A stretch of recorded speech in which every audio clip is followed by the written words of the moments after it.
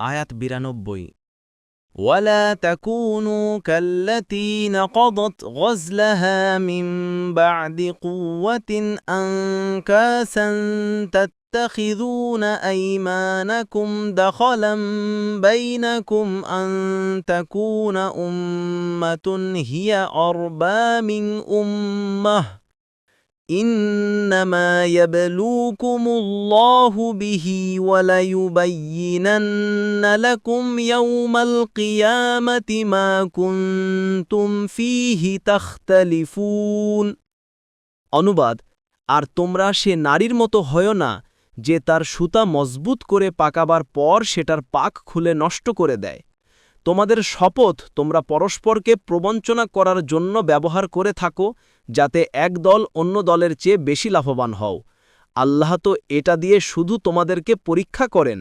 আর অবশ্যই আল্লাহ কিয়ামতের দিন তা তোমাদের কাছে স্পষ্ট বর্ণনা করে দেবেন যাতে তোমরা মতভেদ করতে তাফসির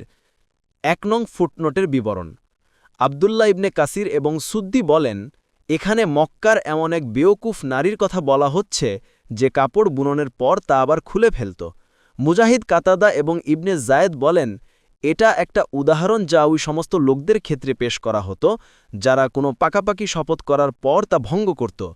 ইবনে কাসিরের এই দ্বিতীয় মতটিকে প্রাধান্য দিয়েছেন 2 নং ফুটনোটের বিবরণ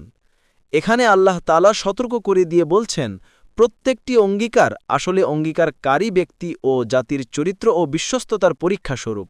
আল্লাহ তাআলা অঙ্গীকার পূর্ণ করার কথা বলে মানুষদেরকে পরীক্ষায় ফেললেন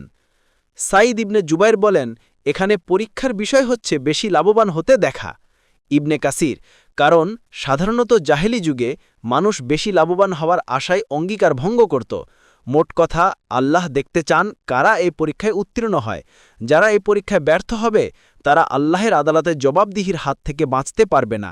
আখিরাতের ময়দানে তিনি তাদের মধ্যে অনুষ্ঠিত হওয়া মতভেদেরকে বর্ণনা করে তাদের প্রত্যেককে তার আমল অনুসারে ভালো মন্দ প্রতিফল দেবেন ইবনে কাসির